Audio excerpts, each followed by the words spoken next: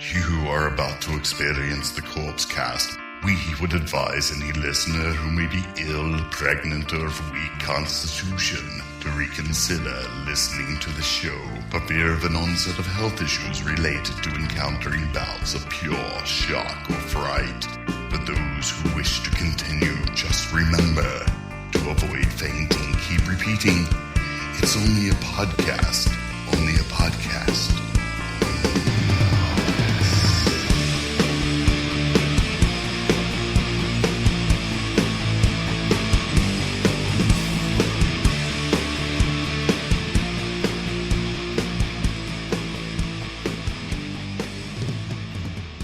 All right, everybody, welcome to episode 389 of the Corpse Cast. I'm Mike, and across from me is Matt, the dread vampire of Wallachia.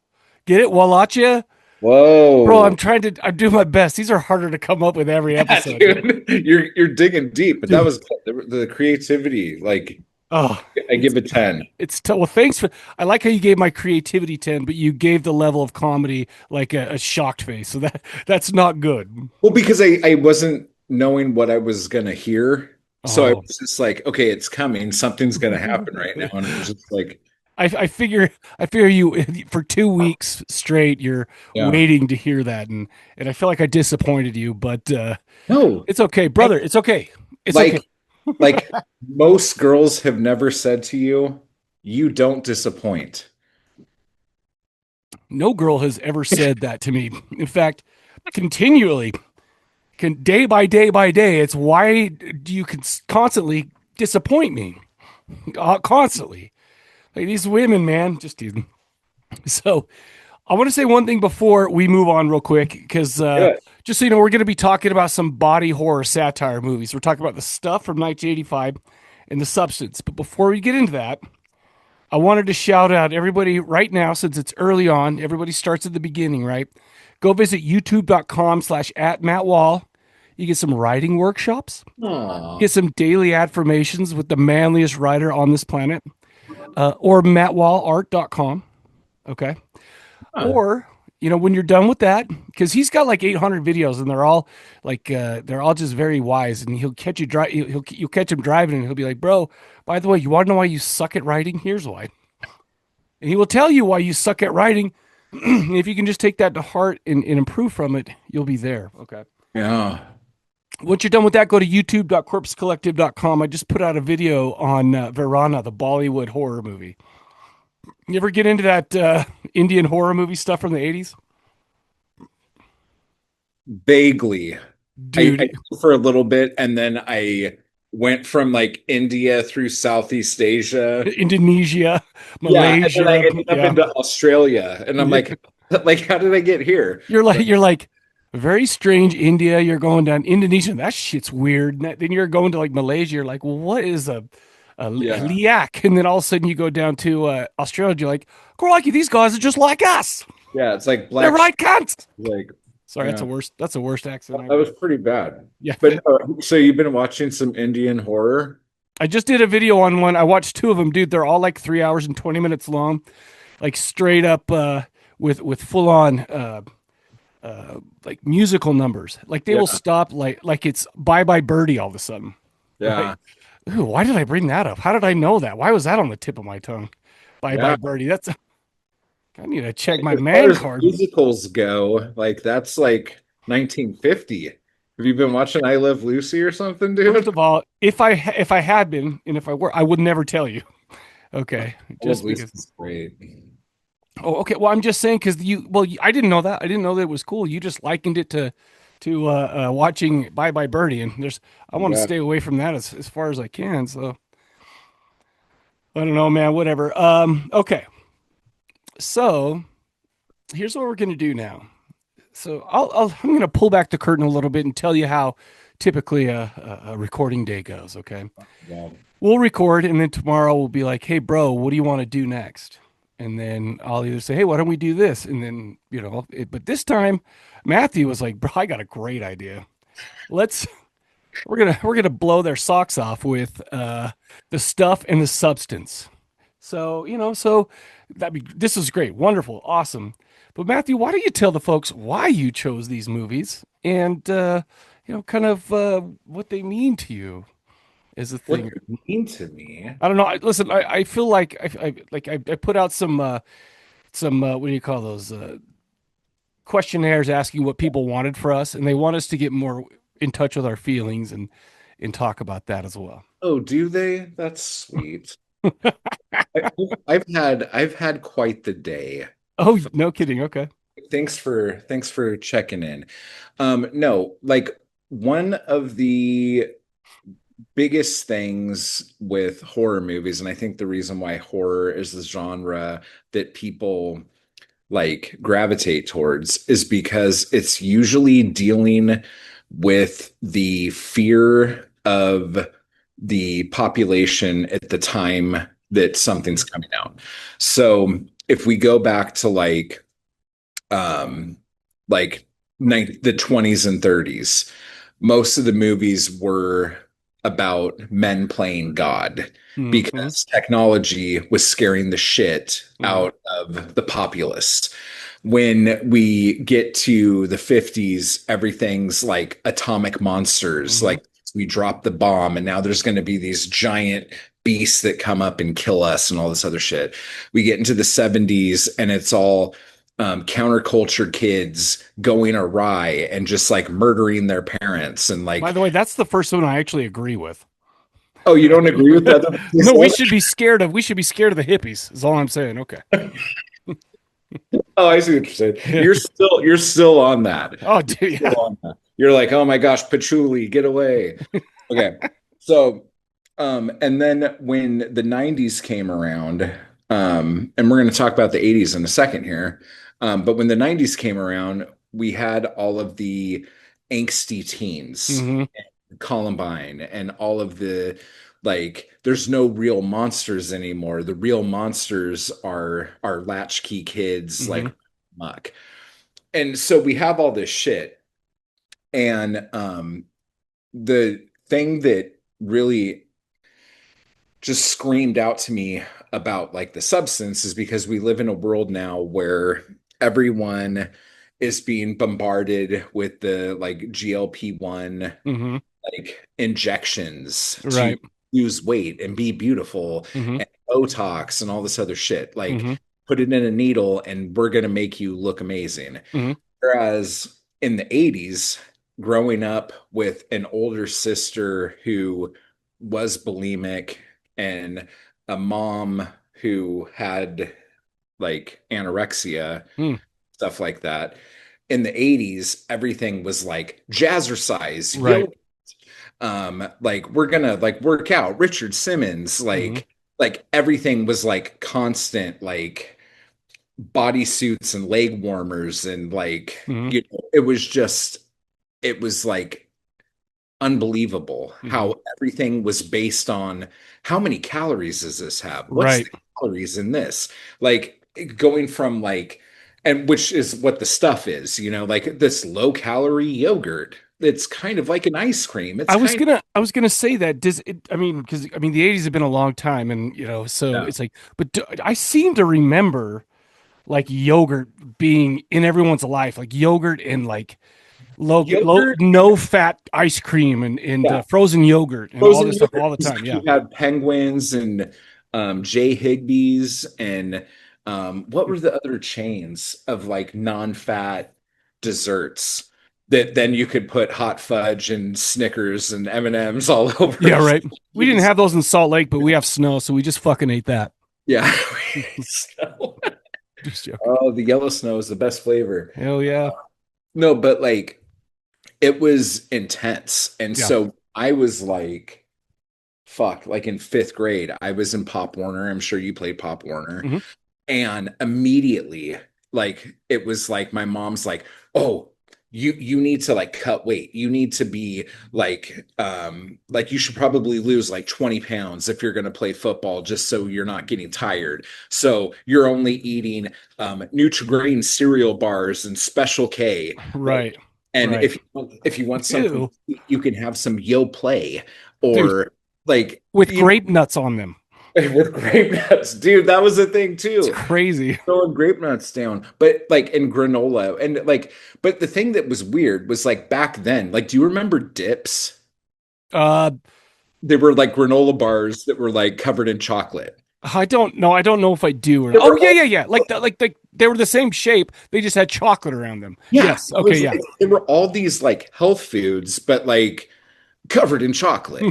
So it's okay, you know? And it was like um just being like, and like, do you remember like was it Chris Everett? Was that who it was? The tennis player. I think it was her. She was the Tic Tac lady. And she's Oh, like, the half calorie breath mint. Like I you do can remember have those two, commercials. it's Yeah. only a calorie. What's that? So I do remember those, and Yeah. so, but I don't remember if it was her. But yeah, I remember. I remember It eating was a just whole like fucking. every Yeah. gum, every like soda. That's when, because I don't know if you remember this, but before there was Diet Coke, there was Tab. Yep. And Tab, and my aunt used to fucking like just buy Tab by the fucking like case. Really. Like, and it was just like her car. She had, what kind of car did she have? I Pinto. can't remember the name of it. It was a yellow car, and on the side it said Le Car, and it was a hatchback. Bro, that's what it was called. That was what the car was called, I think. Le car. Le Car. It's like you're driving around something called the car. Well, thanks, you But like French bitch. her back seat was just like full of like crunched up Tab No cans. way. But she was Snow White at Disneyland. Like that was like what she Oh did no shit.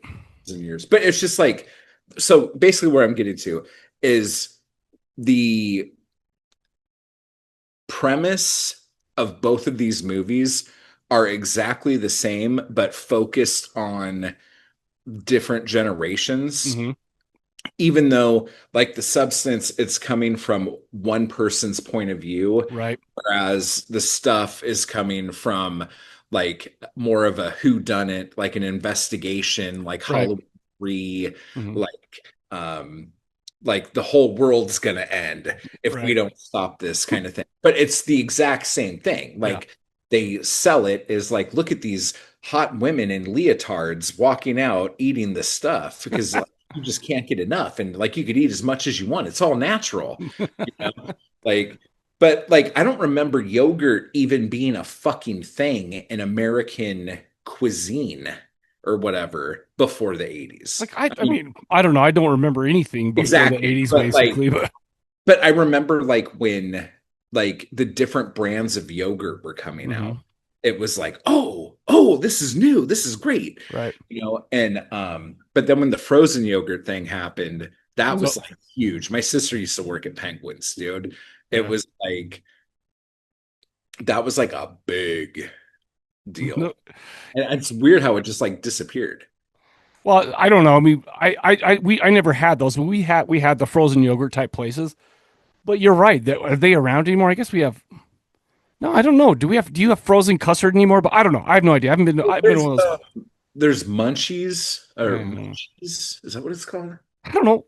I'm And an then adult. I don't go fucking eat frozen yogurt. you have kids, and you have a kid the same age as my kid. So you Yes. have to go collect a bunch of these stupid No, colored plastic spoons from no, all we these. went to, there was a local place that we would go to. So it was like a locally owned place. So it's like, and they Yeah. had things called concretes, which is basically the same thing and blah, blah, Like blah. you have, there's Menchie's, there's Yogurtland, and Are then they, there's another place, and they sell it by the pound. that's crazy. So like What? you get a bowl, and you like go to whatever one you want, You just and put then whatever topping on? you put whatever topping on it, What? and they put it on a scale, and then you pay for by how much it weighs. Oh my gosh. What a way to turn a healthy No snack shit, right? into a, But it's like, hey, all this is non-fat. But then like there's the candy bar. And so right. it's like Well, oh non-fat doesn't mean non-calories though, too. And I feel like that was a big thing. The no fat this, the no fat that. And my dad was like, there's still a lot of calories in there. And I'm the little kid going, what the shit is my dad talking about? I don't know what that means. I've been told on TV that if it has no fat, that you can eat as much of it as we want. yeah, and if there's no trans fat, I, I barely even, I don't even know what that is now, quite frankly. So I'm gonna so kind anyway, of, so that's why I thought this would be a fun like Well, 80s, and I'll tell you 60s, what, I'm 20s. excited. I'm glad that I watched the stuff again. Number one, I'm glad I watched the substance again, but I can't wait to talk about that because it just I'm like, yeah, the way I thought about it the first time is the way I still think about it, and so we'll get to that in a minute. Yeah. But for now, why don't we do this, Matthew? Let's take a quick break and play a trailer. Bum, ba-dum, bum, bum. We don't need a trailer anymore. You just spoiled the whole thing. We probably need a soundboard. I- like like like uh like one of those morning shows, like it's Pinky in the butt, wah, wah, all that stuff. All right, here it is. Here's the trailer. And the douche. Yeah, exactly. The stuff is here now. Great new day sensation. Light and free now.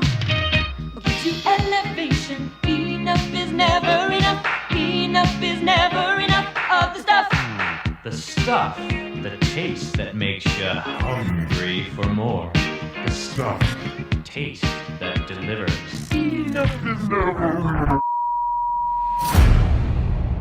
We interrupt this presentation with the following urgent message. Tonight, America is in grave danger.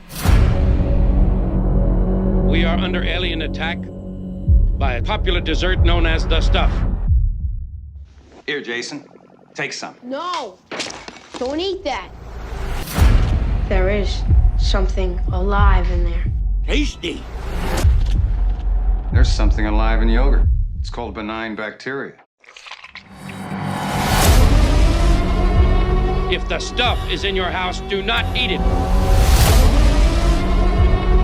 If you have it on your shelves, do not sell it. If you distribute this material, close your doors, make no more sales.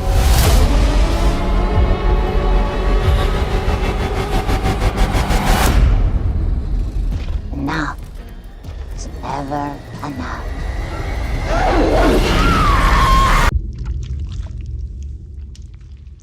That was a long trailer. Yeah. Okay. All right, everybody, we're back, and you just saw the trailer for the stuff from 1985. Written, by the way, written and directed by. Would you consider a master of horror? Yes. Okay, I say because if you would have said I don't know, or if you would have hesitated, I'd be like, shut the fuck up. I don't care what you say, because Just he straight up, yes. because Gunslinger. he's come up with some of the greatest things. His name's Larry Cohen. It's Alive 1 through 3. Cue the Winged Serpent. By the way, Black Caesar, I threw that in because that's the first blaxploitation movie I ever saw. It scared the shit out of me because like I was like, how am I supposed to feel about this? I mean, I was like 13 years old or something like that. God Told Me To, Maniac Cop, Body Snatchers, and Uncle Sam. He wrote those last three, didn't direct them, but anyway. Did I tell you about my Fred Williamson story? Yeah, no, I haven't heard it. I haven't told you? Okay. Well, then now's a great time for it. I was at the Fangoria convention one year, and this was a ridiculous day. I think we did because we were talking about Last House, right? Okay. 'Cause I asked, like, I met David Hess. Oh, wait. And okay, yeah. No, I don't remember, but he was like going to sign something for me. He's like, "What do you want me to say?" I'm like, "Piss your pants." And he's like, "Oh, you say that's girls." And so he put "blow your brains out." But right next to them was Fred Williamson, and I was like, "Oh my god, the fucking Hammer, dude! I want to fucking go fucking talk to him, dude." And I was just like afraid. It was just like I was just starstruck by all these like geeky people. He was just sitting there and he wouldn't look at me. And I was like standing kind of off to the side, like looking at him. I'm like, okay, I'm going to go up and I'm going to talk to him because no one's in front of him. I'm going to go up and then he's like, "What's up, big dog?" Yeah. Oh my God. And then like I panicked and I left. But dude, Fred Williamson called you big dog? Called me big dog and I freaked out. Oh, that irritates me that you didn't handle that better because Well, I would love to be called big dog. Let me tell you what else I did on this trip. Oh, okay. Diodato was there. Okay. And he got up and walked away from his table, and there was a cup of coffee there on his table. And it was like he like took a sip of it and put it down, and he got up and walked away. And so my first reaction is like, "Oh, I need to pick this up and have a drink of it." because that's Diodato's coffee. What the And shit? so I picked it up and I was Matt? going to take a sip out of it. And he comes up and he's like, "Oh, thank you for bringing me more coffee." I'm like, "Yes, sir. Here you go." You brought the cannibal Holocaust guy. You almost drank his coffee, and then oh my gosh, that's amazing. By the way, So there was that, and then I you're a met menace at these. yeah, I met Sybil Danning. She was Uh-huh. across the way, and I was just going through pictures. How tall is she, by the way? How tall is she? Yeah, she. I mean, I picture her like 6 foot. No. Like she had heels on too, and she was only up to like here on me. Oh, really? Okay. Yeah. But I was like going through her book. She's like, because I was like going through her 8x10s or whatever. Mhm. And then she's like, "Oh, you probably would be more interested in these." And she had another book of like nudes. Ooh. And she had this one, and I won't describe what she was doing, but it was like pretty nuts. And Yeah. of course, it was like from like 30 fucking years ago, right? Right. Mhm. So I picked it up and I just turned around and walked away. I don't know what I was thinking or what I was doing, but Dude. I like left with her shit and she had to send people after me. Oh, you took the book? I took it. And then like I went back and I'm like, "Oh my God, I'm so sorry. I don't know what to do right now. Like I'm just like I'm blown away. I'm really sorry." It was just awful. Dude, do you want to know what went through her head? What? She was like, this dude walks up. "Oh, you know what? Big Dog wants to look at the nudie pictures." "Oh no, Big Dog's walking away with my nudie pictures. What the shit are we doing?" So bad. And then Herschel Gordon Lewis was there. That's crazy. That's awesome. And I wanted to buy a poster and have him sign it. And I couldn't decide which one to get, if I wanted Gore Girls or Color Me Blood Red or whatever. Uh-huh. It's going back and forth between them. And he finally is like, "Dude, hurry up. I want to go to lunch and get a sandwich." And I'm like, "Okay, I'll take this one." It was just, everyone was so like intense. And I was such a like kind of newbie. Yeah. Like That's so funny, dude. anybody. So yeah. But anyway, I've only got one funny story, but I'll tell you that. But now's not the time for that. We'll choose a movie, and it's an Andrew Brynarski story. So we'll have to choose an Andrew Brynarski thing. Okay. So anyway, those are great, Big Dog. But so this starred Michael Moriarty. By the way, one of my favorite dudes on this planet, David Mo Rutherford, Andrea Marovici as Nicole, Garrett Morris as Charles W. Chocolate Chip Charlie Hobbs.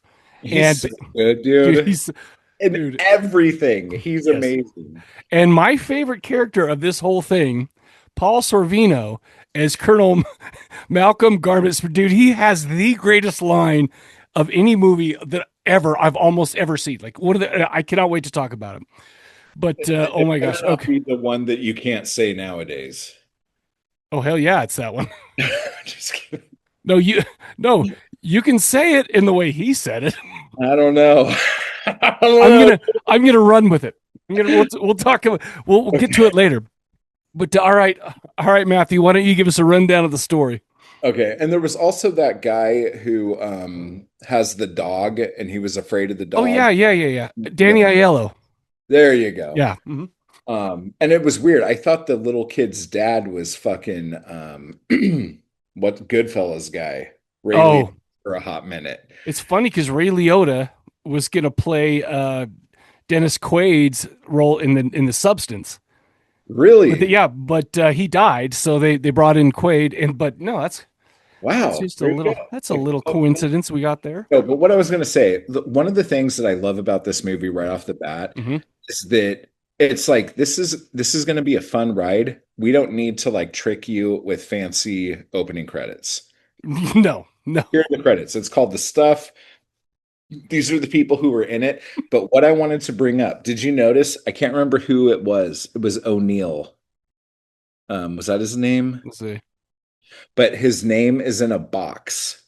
He has an and it's his name, and it's in a little box. I don't remember. Okay. Why? Because he was the last person to get like a single title card. Okay. All of these things have to be negotiated in your contract, how your name appears in the credits. Oh, really? Yeah. That's crazy. Okay. And if your name's going to be last, usually you have to have something to entice the person to want to do it.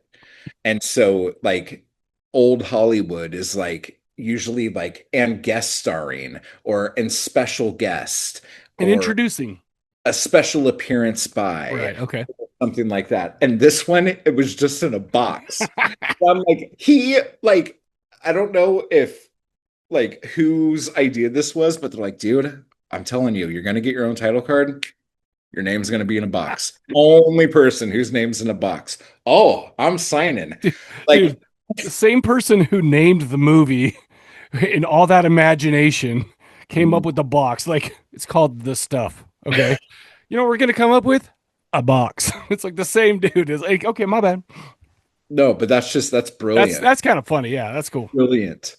So anyway, that was like my fun fact that I wanted to share with you. Oh, that was fun. Because that's something that you would have to negotiate. Like, there's like no a box. reason why they would just put one name in a box. Like, put like arrows at it. Yeah, but that's cool. That I didn't know that. So that's interesting. Yeah. so that just cracked me up. Okay, so you want me to tell you the story? Let's go. Okay, so really quick. Oh man, there's so much stuff I want to say about this. I'm gonna try to like do it quick. Okay, so this old man's like walking through some like thing near like a minery, like a rock quarry. A rock quarry. Yeah. And it looked like there was snow everywhere Mhm. except this one part, or maybe like it just all blew up all over the place. I couldn't really tell what was happening. Right. And for whatever reason, probably because the voices in the stuff was telling him to, he stuck his fingers in it and put it in his mouth. And he's like, God damn, that's good. And then this other guy comes up and he's like, what are you doing? He's like, no, dude, I want you to lick my fingers here. I want you to eat this stuff. It's so good. Man, we could make a fortune with this stuff. It's like, because if there's enough of it, right? And so they're like, yeah, cut to like, hey, we're doing commercials and stuff Yeah. now. And this kid, he's like, oh my God, it's 4 o'clock in the morning. I'm really tired and kind of hungry. I open my fridge and there's this like container of the stuff and it's knocked over and it's like moving around. Like, going, I'm gonna go eat some stuff in the fridge right now. And the kid's like, holy shit, I don't want to eat that shit. And then Ray Liotta's there and he's like gonna kill him. And he's like, go to bed, you little shit. Right. And the stuff. And so he goes to bed. And then the next day, the kid's like, fuck this. I saw that shit move. I'm not gonna fucking eat that shit. My face is acting weird. I'm gonna go to the store. Oh, there's some kid licking some in an ice cream or in a shopping cart. I'm gonna knock that out of his hand. I'm gonna get this rake and I'm gonna fuck this whole place up and just throw the shit on the ground. And like it's gonna take, like 17 motherfuckers to take me down, even though I'm like 9 years old. Yeah, right. That'd be awesome. Right, that's awesome. And he even hit the sign down and he Yes. just boom. And I'm just like, God damn, this kid, dude. Yeah. And so, but the other thing you have to know about the 80s, and maybe you don't have to know this, but it's just some fun facts. For whatever reason, and maybe it was just the action movie craze, whenever there's a character who's going to be in a movie longer than 5 minutes, they have to, for whatever reason, be a badass. Okay. And as the 80s went on, it turned into a thing where not only does this person have to be a badass, but then he has to like collect other badasses to go with them. And they should be from all different walks of life. It should just be like a road movie with a bunch of badasses. Dude, those are the kind of movies that we grew up on, and those are the kind of movies that we like emulated in our play. And that's why guys our age are such badasses. That's why we're the big dogs. Yeah, that's why G.I. Joe's had a bunch of different figures. Yeah. You had to have all the guys. So anyway, then like it's so funny because you're like, oh, I love this guy. The douchiest guy on the planet shows up in a boat where these like big wig dudes are like talking about how do we steal this formula? We got to find out what's in the stuff. They just got FDA approval, and everyone from the FDA is missing. We got to figure this out. I gotta spend some money on this, and then mo money, mo problems. By the way, I like that you did the Texas accent for the old guys when it was actually Mo Rutherford, who every time somebody gives him some, he just want Mo. Yeah, he was the one with the Texas accent. That's what I'm saying. And then he shows up.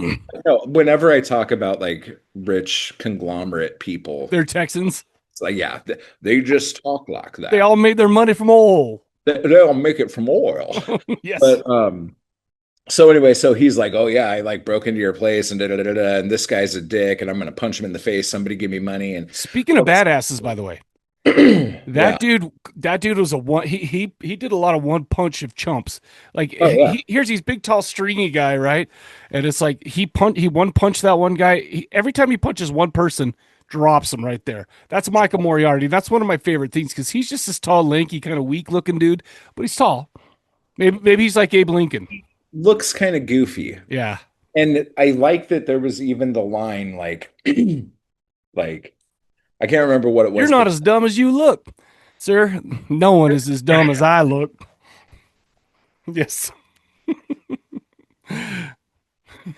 Okay, because my big beef with this movie is that I think this movie would have been a bigger movie if they had a different lead.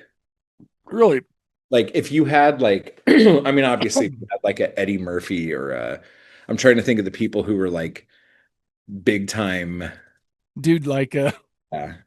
do you know it would be great? Michael J. Fox like running around and all squirrely and stuff like that. Like That would have been awful, but yeah. he'd be ride a skateboard around people and dump them and oh yeah. Yeah. I loved Michael Moriarty in this though. It's difficult for me to be like No, like he grew on me, but like when the movie starts and you see his first scene, yeah. you're just like, ugh. Well, 'cause- like that's what I said. I said, Here's the thing too, is this was the 80s, right? yeah. This was the time of like in a movie like this where you're gonna take on, you know, if you don't have like Richard Gere or something like that, you need like a Stallone or something like that too. Yeah. But here's lurpy old Michael Moriarty coming in with a Texas accent, and I'm just like, what? 'Cause it took me a long time to like just get to like him anyway at all as an actor. And I'll tell you why, because the first movie I ever saw him in, I was young and I saw Troll. And dude did a dance in the front. I love the movie, so I'm not talking shit. Yeah. But he did a dance to like a record for 5 minutes in his front room in that thing. And I'm like, this guy I can't stand this guy, whatever. But so I saw him in other things. Then I kind of like, oh, he's the Larry Cohen guy.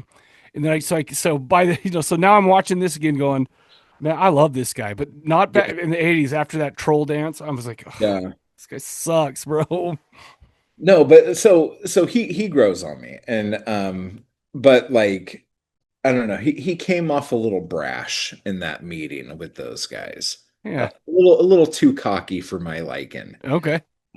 But anyway, so he was kicked out of the FBI for being too badass and all this other stuff. So now he's a industrial espionage guy, and he goes straight to the like new commercial shoot for the next batch of the stuff, and he lies to this woman, and then I made my money at all. Yeah, and then we don't see her again for about an hour. Yeah, right. Like the little kid who got beat up by all those people, we don't see him for about an hour. That's true. That's all. Yeah, you're right. Because like as you're watching it, there comes a point when you're like, what happened to all those people that he's met along the way? What happened to me was I'm like, oh yeah, I forgot about that little shithead. Yeah. Like, yeah.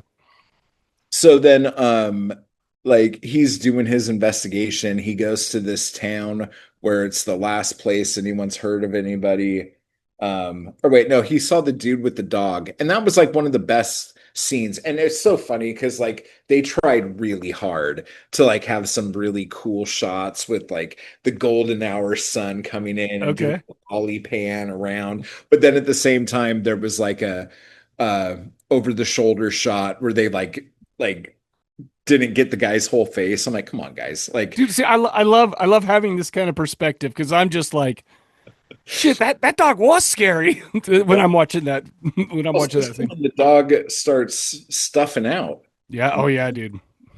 But so this was like a whole other thing I was going to ask. Like, does the stuff have the same kind of sentience as like the pod people? I feel like this is a mix between the blob and the pod people. But I think that instead of aliens getting in you, once the stuff gets in you, they are of one mind. That's what I was going to ask. Yes, I think that's my interpretation of it. But it felt like that, like when like the lady with the cart gets on the thing, like here he comes, and then Right. this truck almost runs him over and all Right. that other shit. But then like later, it's like this guy sticks out like a sore thumb. He's like 7 feet tall and goofy as shit. How did these people not recognize this? Are you talking about the quarry where they're sticking it in the trucks? And Everybody, like they should be just like, and when he's like walking around with the camera, it's like, dude, like we're jumping all over the place. Yeah. So anyway, so he does a lot of investigating. There's all this shit happening, and then he runs into Chainsaw Charlie, or Chocolate Chip Charlie, chocolate chip Charlie, who has hands that are lethal weapons and all this other shit. I love it. But he still got beat up by the noodle arm guy. Yeah, Michael Moriarty. yeah, just like one punch dude. Yeah. And there was like a bunch of weird shit, and the stuff crawled out of some guy's face and went in out a window, and they're like, oh. And then they go, and for whatever reason, why is this guy so fucking stupid? He's like, hey, I have a big plan. I'm going to tell it to you in this room full of people. And you know what? I need you to remember where you are, buddy. Yeah, okay. Yeah, Like, sure. Words to live by. And then we don't see him again until the end of the fucking movie. Right. Mm-hmm. So like people come. That's right. Yeah, because you're talking about the guy with the Mr. Burns office, right? Where there was like are you talking about the rich guy who he came in and talked to there? Well, I'm talking about him too, but like because everyone just comes and goes. But I'm talking about Charlie. Okay. Okay. My bad. You're right. My bad. He's like, oh, hey, yeah. Okay. Go talk to the FBI, and he's like, talk to the FBI. He's like, whoa. Like, I see what you're saying. My bad. Like, why would you tell him this plan in a fucking room full of people? Oh my God. But anyway, so plot, it has to move forward. So I don't know. They get a bunch of ideas. They do all this stuff. The kid like starts eating shaving cream, and the edits in that car scene were so weird. Like first he's upset, then he's smiling, and then it's weird, and it's just like that was just weird. I don't think you were supposed to look at the kid at all during those scenes, but there was a lot of that though. Yeah. There was a lot of him just like staring off into space, like while other people were talking. And throughout just the whole movie. Side note: if you're a fan of eyebrows like mine, this movie is the movie for you. There's all sorts of eyebrows in this movie. From the little kid to the drug dealer at the end. Like it is just eyebrow city in this fucking movie. Got 2 caterpillars up on your eyeballs. Oh, gosh, dude, it's so good. But then the kid ends up in a milk truck, like in a metal tube, and there's like pictures and yellow jumpsuits, and then the spinning room from Nightmare on Elm Street, right? Like they have to light, like she's like, oh hey, I'm gonna help you, I'm gonna light your fucking face on fire, right? That was just right. What the fuck? And on top of that, I'm like going, okay, so this guy doing the special effects, obviously when he pulls the thing off, the dude's like bald and like, right. It's totally not the right guy. But anyway, he had to like sit there with a flame in his mouth and nose. Like that is just like the stupidest. Laying on his back on the motel room floor, face on fire. Yeah, dude. And uncovered other than that, except for the little marshmallow that's on his face. Yeah. But honestly, the pillow scene, I loved it. Amazing. That was amazing. Like also, okay, so the pillow scene, all of a sudden, they're like Michael Moriarty and the hot commercial lady are laying there, and I think they just got done making sweet, sweet love. You don't know, but you don't know why else it would be, because like they were talking in the thing. He's like, yeah, I need to be next to her because like in the room next door, because she's always like needing me to, check this. And take her notation. And then he says like pecker, and then it like cuts, and they're like in bed. Well, it's funny because they cut out a bunch. I'll talk about that in a minute, but it's like, so we're sitting here. These two are in they're in the motel. They just get done boning. And they're talking to each other, and then all of a sudden the pillow has been sitting there the whole time, had the good nature to let them finish having sexual intercourse. Yeah. And then come out and attack them. Yeah. I love that. During it. Yeah, that would have been weird. But I ain't tried to see Michael Moriarty's butt. That whole thing was great. Like that scene was really good. Anyway, so the movie to me is great until we get to Alex Jones, Rupert Murdoch. Oh no, bro. I love him so much. You're talking about Paul Sorvino as Colonel Malcolm Gromit Spears. Oh my God. This dude, I love this dude so much. He's just this. You're right. He is an Alex Jones, Rupert Murdoch, like talking, oh, the commies, and we love America. And he has this whole networks. Like I didn't even know that in like radio stations. That was like. So he's Alex Jones and Rupert Murdoch put together. Yeah. Bro, and also he like his own compound where he has a bunch of paramilitary guys and they go out and got to stop the stuff. But I haven't laughed. The music is so bad. It's so 80s, like with like whenever they're doing like sneaky shit or when the military people come in, it's like. Well, here's the thing though. Like, I feel like this was like, and I heard that this was kind of a problem with the production, why maybe it didn't do so well in the beginning, is because this was a total comedy to me, right? Mm-hmm. And that's why by the time we get to Rupert Murdoch, Alex Jones, that and all that silly, I mean, this guy was a caricature of those dudes, right? I mean, he was so over the top that like, I mean, Alex Jones is a caricature of something too, but he was a caricature of that caricature. Yeah. So when the music was going on, I'm like, oh my gosh, this is fucking amazing. I love this so much. I cannot even stop grinning. Yeah. And I mean, I was so pumped, dude. I'm gonna say the line. I'm gonna tell the people about the line. It was just a silly A-Team. Yes. Thick kind of. And we love it. Yeah. Okay. Say the line because it's gonna cringe me out, dude. What was it? I wrote it down because I want to get it right. Okay, so you got to get it right because they're walking through. So they go to the Stuff's headquarters, which is there's a building, and then the quarry. Apparently, all the stuff's been like bubbling up from wherever it's coming from. In this quarry, right? So they're all walking through. I don't know why they brought the kid with them along this whole time. They've got like a 13-year-old or 12-year-old. You have to have a kid because Indiana Jones and the Temple of Doom just came out. Oh, you know what? That's a good point. You know what? But a bunch of movies had like a little kid sidekick. Oh my gosh, they had that. I can't remember the kid's name from the Goonies, but yeah, what's his name? Pinches and Powell. That's all I remember. Anyways. Data. Yep. You're right.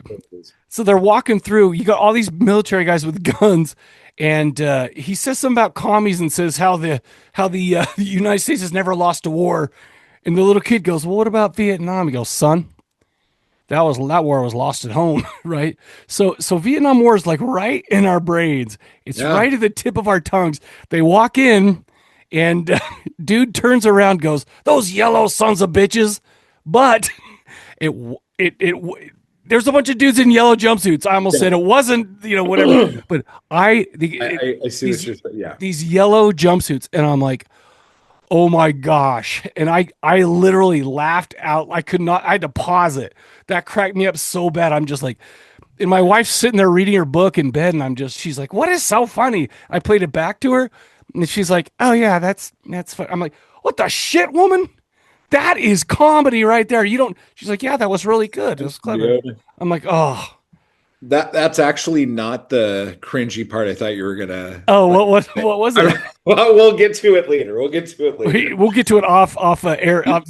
I thought those saying those yellow sons of bitches was cringe enough, but well, it's funny too because when he said it, like even in his way of saying it, he wasn't talking about that because he thought they all like Jonestown themselves. Okay. And so they were cowards because they saw them coming in there. Right. You know what I'm saying? But like the juxtaposition of everything on top of each other is just like, that's just like really smart writing. I died. That was so funny to me, dude. Yeah. Oh, I love that so much. Anyway, but I don't know how much more of the story there is, except there isn't. But when we get to they get to the broadcast place and some shit goes down and they're going to tell everyone to not eat the stuff because it's toxic. Yeah. And Jim Jones or Alex Jones or whatever gets on the microphone and he's like, "Folks, I have never lied to you. This is bad. Don't eat it. Burn it. Like destroy Right. all of it." And all Suppliers, this get stuff. rid of it. Yeah, and then like we go to this like, which I thought was more like the end of Psycho, where it's like, we're going to wrap everything up for you by me telling you everything that happens now. We're Right, going to right. wrap this up in a nice little bow. And she's like doing this apology and letting everybody know what Right. happened, letting us know that like we saved the world, everyone's fine, only 1,000 people died, and they all had to have died at the hand of Moriarty because like, He just kept throwing. He was like, I'm gonna throw so many lefts or so many rights. You're gonna wish for a left. Come yeah. on, name that movie. Rest in peace, Chuck Norris. But from Invasion USA, Oh my gosh. I've been using that a lot lately. Yeah. I'm gonna hit you with so many rights. You'll be begging for a left. Nice. Of course, it's all to children who I could actually do that to. Yeah. Which is terrifying for Yeah. a child. Yeah. But then we go back to the Stuff's headquarters where Mo is going to like lay the law down and all this other stuff. And it turns out that the Stuff guy and the guy who hired him originally are now working together to bring the taste, Yes, the new thing, and it only has 12% of the stuff in it, you're and right. the rest is dairy, and so you won't even notice it, and all this other stuff. And it's just like the like capitalistic commercialization of how they do stuff Mm-hmm. in this as like a scary thing is so legit. Dude, And yeah, I was gonna say that's what this whole movie's about, right? yeah, It's totally. like about marketing lying. It's Yeah. about big business getting in cahoots with the government, with the FDA. When they were talking to the FDA guy, and he's like, and Mo's talking to him, Danny Aiello, and he's like, "Yeah, well, I can't tell you what's in it. I've got the paperwork in the back." Derp, derp. But it's like government, business, all against us to make a buck, right? And it's like, shit, man, that's how it is now. And it's like, but I think that what it was is like, Cohen was just like, bro, there are these things out there that are killing us slowly that we're eating. And, well, okay. Well, listen, I can't talk shit because I had a hot and spicy McChicken today, but, Oh. which are delicious, by the way. And they're only like $2. That's like some stuff shit right there. But, no, but the bottom line is that's what this whole movie's about, right? It's about marketing telling you you're gonna look beautiful. It's about the government in bed with corporations, in bed with these people who are all got a piece of the pie, who are feeding you these things that are gonna make you one of the collective. Yeah. And by the way, the special effects on this, especially when it was like, you said a word that I loved, by the way, when the dog stuffed out, right? Yeah. And it's like the stuff comes out. These people are getting these. I mean, those effects were amazing. There's a lot of funny effects with the white marshmallowy type things, which is cool. But my favorite ones were the stuffs with the empty husks of humans. Every once in a while, especially Chocolate Chip Charlie. Sorry about the spoiler, but that's got to be one of my favorite things. That's like the image I think everyone has seen. Right. Definitely. Sure. But like the other thing, I think like this today, I think would be a great TV show. Yeah.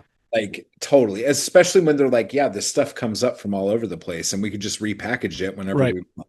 Like this show could go on forever. Right. And since you have all the different characters, like you have Charlie, you have the kid, you have the commercial director, and you have Mo, like you could do episode after episode after episode, just following like each person on their own quests before they finally meet up to like save the day and all this shit.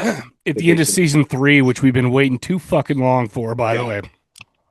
I don't know. Like, I just think this would be great. And the thing that I think is juxtaposition, and we don't have to go straight to substance right now, but the juxtaposition between corporate commercial ad marketing to influencer culture, like with the substance, right? It's just like, I don't know, like there's so many things like connecting these two movies. Yes. I mean, the names, like the stuff. Yeah, they're not the best, not the most creative names, right? But I mean, but the thing is how else would you do?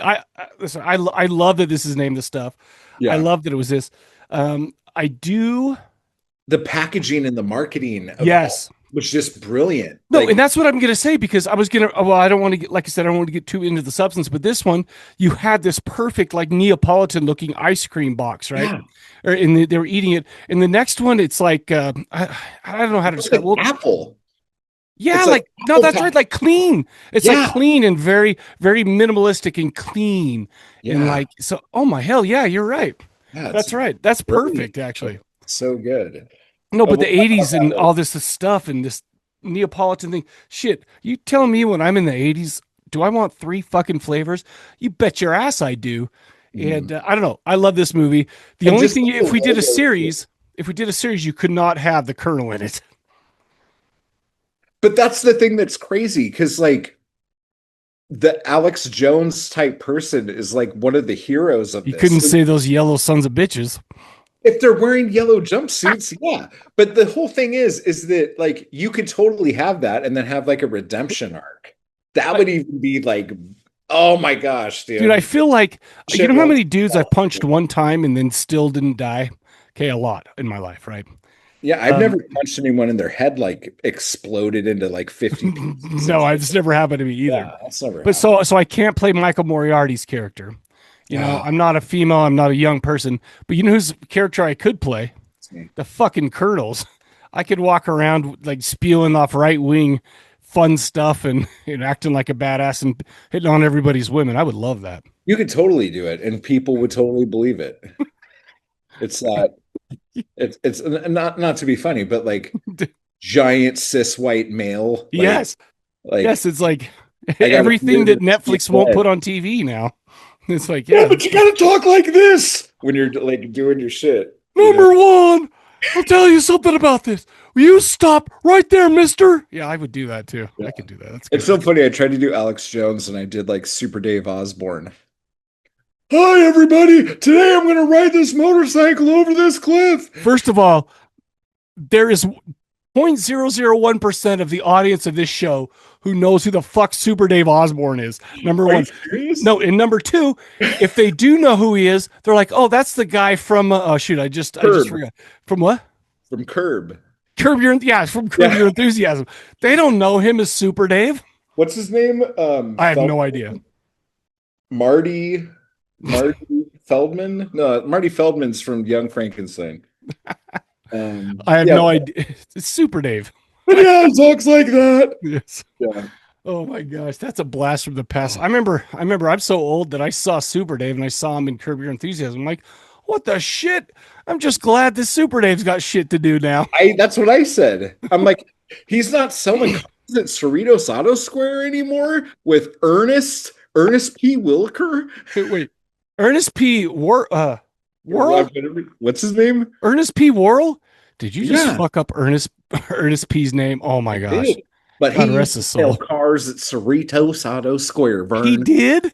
Yeah. Well, I mean, he did the This is what I'm missing out living in Salt Lake.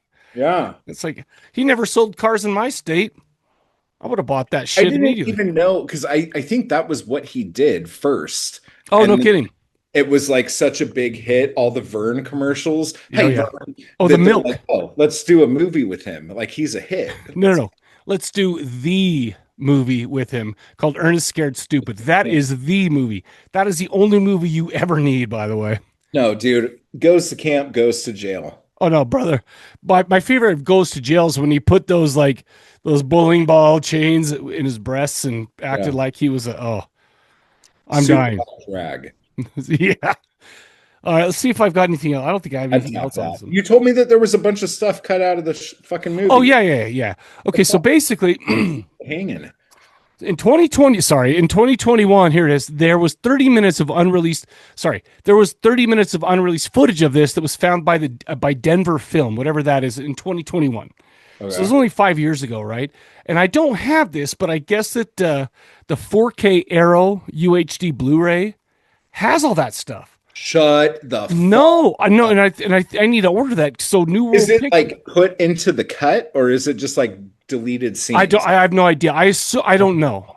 So that's what I'm saying, because I just found this out last night right before I went to bed. So I'm like, and I meant to wake up and like research that and figure it out and buy it probably, but I guess Roger Corman cut out a ton to speed up the pace and I mean, the movie's already long, but it's paced really good. But again, I feel like the pace slows once the military get involved in it. That was my favorite part. Up to that point, like this, and that's the thing, and why I like going back to 80s movies, especially more mainstream 80s movies. Pacing in 80s movies is no fucking joke. It's like, this is what's happening. If you're not paying attention, you're fucked. Like, look what's happening. A million things just happened. Do you remember all of them? Even in like Rocky movies or Rambo, not the first Rambo. The first Rambo is pretty subdued, but like subsequent Rambos, it's like boom, boom, boom, and it's like we were kids and we were following that shit. But it's like it's not like I don't know. Maybe I don't know if it's not like that anymore. If it's just that I got old or what. And I told you what it is, right? Tell me. I thought we had this conversation before, but okay. So, because going into the substance, you'll notice that this movie, a lot of things don't happen in it. There are long hallways. There are long shots of people walking from point A to point B. Yes. When people find you're talking about the phones. You're talking about yeah. It's just like they have to make the movie slow enough where I could doom scroll and still pay attention to we did talk about that, which irritates me because it's like I put my phone down and I'm just like whatever, and it's like, and I'll be like, babe, gotta watch this movie. She's like, oh no, I'm getting it. I'm getting the whole thing. I'm like, what the shit, I can't. What's the generation right under us? I'm like, I never do it. Wait, what are we? We're X. We're X, yeah. So what are you? 78. Yeah. So I think you're the tail I'm end right on of X. the edge. Yeah, I think you're the tail end of X. I'm 76, so it's like I'm kind of late too, but I think it's the millennials. That's what it is. What's Gen Z or Gen Z and millennials? Gen Z's our kids. Oh, Gen Z's our kids. Millennials are the in-betweens. Yeah. Okay. Wait, are you alone in the room? I am now. So Gen Z's are our children and and my old lady. Yeah, that's I'll leave it there. But yes. Okay. Anyway. All right. Thanks for that one. All right. Okay. So you got anything else for that? But no, I got to check that out. In fact, I give myself a little post-it note. Post-it note. Yeah, I still do those. But cool. All right. So let's take a quick break, play a trailer for The Substance, and come back in a minute and talk about it.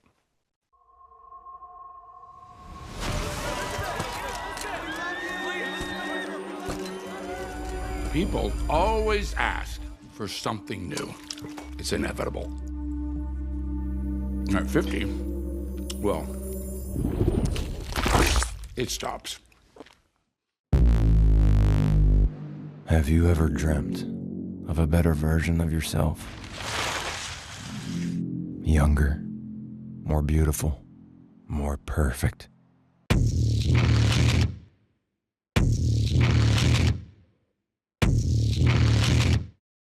One single injection unlocks your DNA and will release another version of yourself.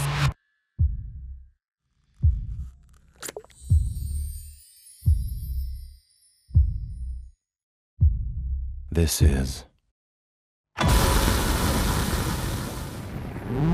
The Substance. I'm Sue.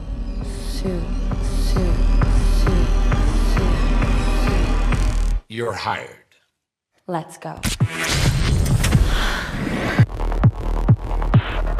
A perfect balance of 7 days each. The one and only thing not to forget. You are one. You can't escape from yourself. There's been a slight misuse of the substance.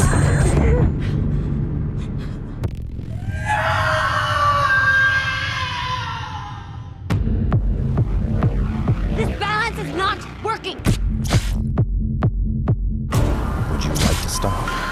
like to stop? Would you like to stop? Would you like to stop? I'm fine. Everything's fine. You have to Control yourself!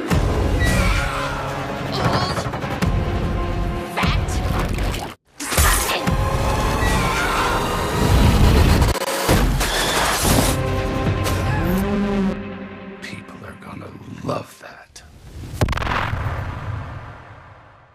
All right, everybody, you just saw the trailer or heard the trailer, depending on where you're watching or listening. I like how I always have to say that as if like they don't know what the fuck's going on, right? Yeah. It's like, did I just watch that or listen to it? Preface this for them. Yeah. So, my gosh, what am I doing?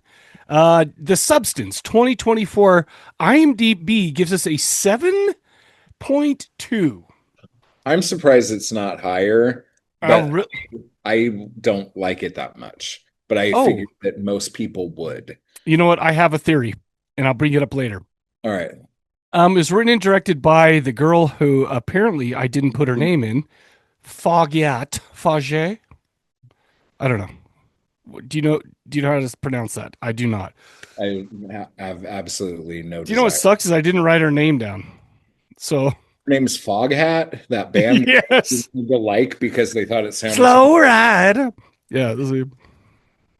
Sorry, everyone. I didn't do my due diligence on my notes here, so I'm going to look it up on in real time. Foghat by Coralie Fargeat, Fargeat, but she's French, so it's probably like Coralie Fargeat, which is very beautiful. To write it down. Yes, Coralie Fargeat. I'm sure Fargeat. Anyway. It's probably Fargeat. It might be Fargeat. Yeah. Dude, do you like look at my face? Do I look like a person who says shit like Fargeat? Look at my face. Dude, you look like the baddest motherfucker I ever saw in my life. I'm going to Tarjay. You are the big dog. Okay? Big dog, dude. The Hammer said so. That's what I'm saying. Like by the way, that's my favorite thing that I know about you now, that the Hammer called you big dog. Like that's something to take to your grave.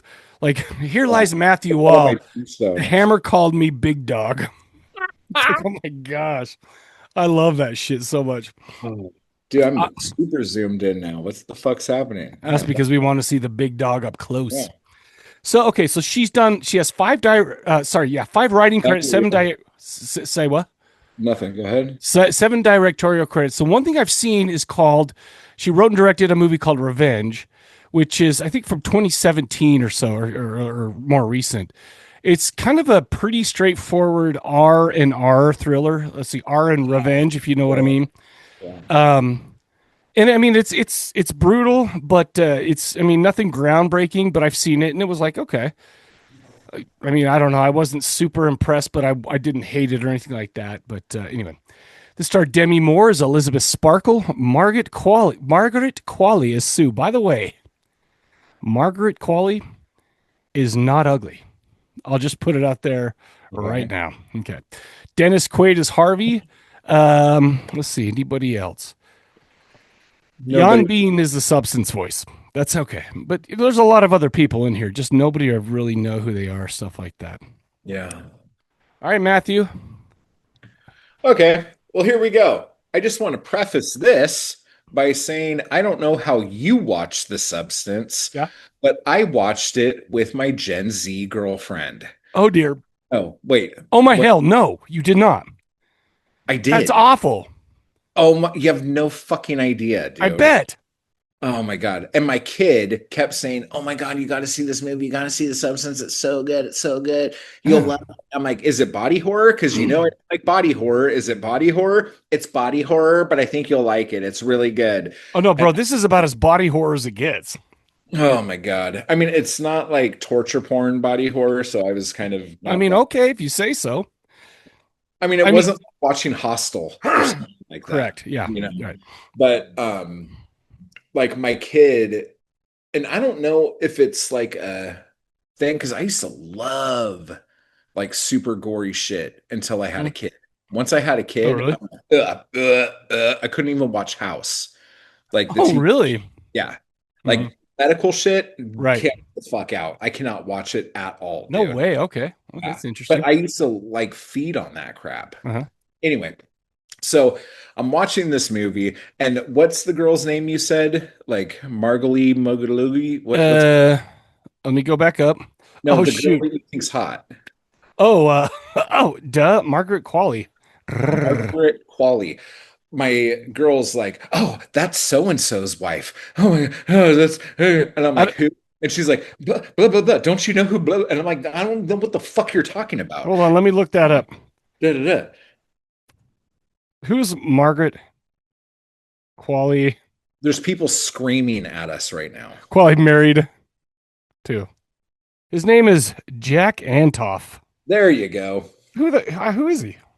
I don't fucking know. But I was. He looks like a nerd, bro. Yeah, but he probably has a fat wallet, dude. Oh, I thought you were gonna say a fat yellow bastard. No. Sorry, son of a bitch. Sorry. Anyway, I don't know. He looks like a dork. About Gen Z people is that they don't really like fat rods. Oh, that's what you're talking about. Well, I mean, that's what I was, but I didn't know that. You know what? The only person who's like, oh, Gen Z. Yeah, I'm not going to talk to my children about that. It's weird that. Yeah. Okay. Like sex is not as important. Now, some of you might be going, dude, maybe it's you is the problem, but it's not. Like I talk to other people, big old hog, and I even talk to my kid about stuff that I shouldn't know about. I don't talk to my kid about that. I make her mom do it. Shit, I don't want to know that at all. Dude, don't even fucking. Dude, growing up like a Mormon kid, man, I am not talking to my kids about that at all. Okay. Yeah. Okay, so let's just move past this because I'm gonna step into some giant dookie piles if I keep that up. So you're watching this. You're watching this with a Gen Z person who it was referred to from another Gen Z person. Yes. Okay. And then watching this with most Gen Z females in my estimation have, I would say, more body dysmorphia than people who are not Gen Z people. Okay, that makes sense. So watching this movie with someone like that as well, like this was just a very difficult watch. Well, that doesn't sound fun at all. No. This movie was not a fun watch. Anyway. I watched it with my wife, and the only thing she said was that an eyeball titty drop? And I'm like, that's what it was in the end, anyway. And a titty dropped out of her eyeball hole. That's all. She says, "Is that what that is?" That was the main thing. Anyway, She reads while I make her watch all this shit, and she just reads, and everyone's home like, "Oh, watch this! It's so great." She's like, "That's fine, honey." You'll love Jess Franco, I swear. No, you know what's so funny is we literally watched Love Letters from a Portuguese Nun last night. Oh, wow. And, well, because it's coming in from Delirium. She's like, "Oh, honey," and then things got a little hot and spicy, like your McDonald's chicken sandwich for 2 hours. I'm like, no, sorry. I would like them to get hot and spicy, but the spice from that McDonald's hot and spicy was too much for me. It's enough for one day. I'm 50 years old almost. All right. So anyway, so this movie opens up with Demi Moore, who, by the way, I'm wanting to know if there was like prosthetic body parts put on both of these people for this. Margaret Qualley's titties were fake. They had to have been. They looked so ridiculous. Well, the nipples did not. The color of nipples did not cut. What? Was it a bad boob job or was it like a prosthetic? No, it was a prosthetic. Okay. No, because the nipples don't like the nipple color does not match her complexion, I think. So it was weird. They were just odd looking anyway. I'm a master at these things. Now, was Demi Moore's hers? I don't know. I didn't read anything to the contrary. What about her? Okay, because like I am familiar with Demi Moore because of a spread she did back in the day where her bush is very unkempt. Oh, and I'm like, oh my God, she's my favorite. Yeah, of course it is. That's the difference between me and you. Look, we like our bush the way we like our haircuts. So if my kids ever watch this, oh my hell, sorry, I know it's awful. Sorry. No, I know. And I just told my kid I was doing this. So I'm like, fuck, dude. Like, oh, this is gonna be bad. Anyway. So anyway. Um, like I was thinking, I'm like, oh my gosh, is she gonna like just like let it all go? Like if she's in this, is it just gonna be all over the place like it was in that like spread I saw back in the day? Yeah, you need to Google that, In like guys. 1982. Oh, dude, it's so good. Okay. So, but I was not very pleased. It was okay. It was okay. But anyway, Well, it wasn't unkempt. yeah. Well, yeah. Okay. So sorry, man. Yeah. So, sorry to disappoint you. You're the one that So chose it. Why am I apologizing? What I will say about this is that the sets in this movie Yes. are fucking phenomenal. Like just absolutely hands down, the art design of this movie is fucking amazing. Let me ask you something. So, and tell me if I'm crazy on this. So, this kind of starts out, well, not in the very beginning, or whatever, but Elizabeth Sparkle's doing, she's a famous, like, jazzercise type of person, right? Yeah. She walks out of that, walks down the Shining hall. For real. Into the Shining bathroom. Yeah. Yes. Okay. I just wonder if that was just me. Oh, no, dude, totally. And I loved it. The costumes in this are great. Dennis Quaid, like, Dennis Quaid's supposed to be the biggest asshole on the planet, and the biggest asshole would wear shit like that. Oh my God, he looks so great.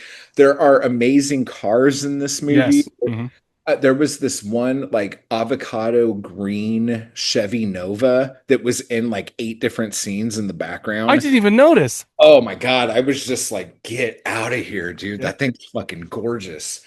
Well, just beautiful cars, just like great stuff. So anyway, let me get to the point. So she's doing her show. She's about to turn 50, and Dennis Quaid's like on the phone. She's in the bathroom. He walks in on the phone and is pissing, and she's in the stall so she can hear him talking. And he's like, "Yeah, bitch is out, dude. I can't have no 50-year-old bitch like doing this shit. Fuck that shit." Yeah, Ernie, she was like 66 or something, like 64. Oh my right, God. or something like that. So it's like she's playing your age, and you're like, I can't have that. I'm like, damn, son, I'm gonna do some jazzercise. Are you kidding me? But no, yeah, you're right. So then, so she's all mad and she's like yelling on the phone, and she gets in a car accident, ends up in the hospital. Some very strange looking plastic boy says, okay, number, you're like a great candidate, because he touches her spine and he's like, oh yeah, you know, you don't have scoliosis, you could obviously do what's about to happen to you, like this is perfectly didn't fine. even make her do the bend over thing like we had I'm to a do. doctor, I could just go like this. Oh yeah, you're fucking good. Let's by the way, good. Okay, so thank you for bringing up Plastic Boy, because that dude was like, he was so handsome that he was pretty. Like it was just like a weird, like he didn't look like a real person. Yeah, he looked like my girlfriend with a short haircut. I wish you didn't fucking say that, man. Every time I watch this movie, I'm gonna be like, that's Creep's girlfriend. So anyway, but he has this weird hand. There's something wrong with his hand. There's like a thing on his hand. Big old birthmark. Yeah. So, which is important, because why are birthmarks important? They're identifiers, guys. Storytelling. Are you telling me? You just looked me right in the eye and said that. Yeah. Well, we're talking. Oh. So then she goes home and she's like, I don't know. And so she calls this, she's not going to call the number. And then she calls the number, and then she like throws the number away, and then she digs out and calls the number and all this shit, because she doesn't want to be like thrown away. Right. She still wants to be young. She's vain as shit. Yes. She looks out her window and sees this billboard of herself. There's a giant picture of her in her beautiful home. God, her house is. I am so glad that you're saying this, because it goes along with how I'm feeling about this movie. Okay. Anyway, it's a beautiful place. So she finally says, I'm going to do it. And the guy's like, okay, put on your ugliest yellow coat, and then I'm going to need you to yellow son of a bitch. Yeah. I need you to like go down this weird alley, and then there's going to be a door that you're not going to be able to walk through unless you crawl, because that's just how we fucking do things now. And then you're going to go into this like room that's really lit up awesome, and it looks very fucking like medicinal, like fucking. Basically, it's like you have to crawl to get into the Apple store. Yeah, exactly. So then you're at the Genius Bar, and you have like your own fucking locker, And she's like looking, and there's like different lockers, and she's like, wow, there's like more than just me. Like, this is crazy. And then she gets the stuff out, and then she goes home, and she opens the box, and the box has all this shit in it that just says, this is called like applicator, like in big fucking letters. There's no directions. I was going to say, where are the directions? Where's the little IKEA things? Dude, with all those tubes and holes and fucking things, like the directions were like, it was like a postcard. It's like, hey, do this and then you're fucked. Well, and on every postcard it said like, you are one. Yeah. It wasn't like, what you have to do is find the sixth vertebrae down and Dude, so like, I'm like, as soon as this happens, I'm like, you're going to go through all of this, making this movie look as beautiful as you're making it. And then something that everyone is going to ask questions about, you're like, oh, that's not important. We don't need direction. Brother, we haven't even got to the questions yet. Oh my fucking God. So then she like gets naked, does her fucking thing, falls down, hits her head. Yeah. Happens. Okay? And then her back turns into a giant vagina and a person comes out of it. Okay. It's fucking weird. Gross, bro. Like, I don't know how the fuck in any, like, this is one of those things where it's like the suspension of disbelief is so like far gone. Your spine completely opens up. Another person comes out of it. And then you're supposed to like get like a staple gun and just like fucking like sew someone back together and shit. And then it like, it's, okay, so can I say one thing? And I do kind of, so I'm with you. I'm so with you so far. I'm like, okay, how is this body still? I'm like, how is this body still like? How did this happen in this body? Because it ends up okay, so we know what happens, but it gets sewn up and she's back to normal, right? Okay, but here's the thing. So I think that this wasn't like a B movie. This won awards, you know. This was a feminist like opus, right? She was it? Okay, so that's what she said. That's what Fargeat said, right? But okay, so here's the thing. So I'm just taking her word for it. So I feel like, and there were a lot of kind of like dreamlike sequences throughout the show, whatever. So I'm thinking maybe, and I'm still giving it the benefit of the doubt. I'm just like, maybe this is just kind of an interpretation of what's happening. And I don't know. And I'm trying to keep with it. You know, what's funny is I didn't see this till I bought the 4K. Yeah. Okay. So which I'm not going to say whether I am happy about or not. I mean, it was only like $30, so it's not like it's that big a deal anyway. But so if this was a very almost art house thing, it streams on Mubi. MUBI, right? Which only art house things stream on, and foreign art house stuff like that. So I'm like, okay, I am with it. You know, did I just sound like one of those hippies from the 60s that I fucking hate? You sounded like Steve Buscemi with the skateboard, but go ahead. You know what? I feel like I am that guy multiple times a day. And you know what? I embrace it. Anyway. Hey, fellow kids. Hello, fellow. Yeah, no, bro, I don't even care. I don't care, but the thing is, because bottom line is, so I'm like, okay, I'm still giving it the benefit of the doubt. I'm still at this point, like, we're watching it, we're seeing maybe this is an interpretation. Okay, let's keep up with it, type of thing. Okay. Like, the fact that you told me that the maker of this movie called this a feminist film is like, I have a lot to talk about that. I want to get really angry right now, and I'm trying. I do too. Back. I have notes in red letters about that because she said she wanted to be an extension of a feminist film from Revenge, which was an R&R movie, right? And she's like, this is an extension. This is another level of violence against women. Anyway, perpetrated by women. My brother. Okay, whatever. I'm gonna keep going. Okay. Sorry. Yes. No, I'm getting mad now, but it's okay. So she does this, and this other person comes out of her. I did not know that's where this movie was going. I did not see a trailer for this movie. I did not know shit about this movie other than my kid saying, you have to see this movie, and my partner saying, well, I've heard it's really good.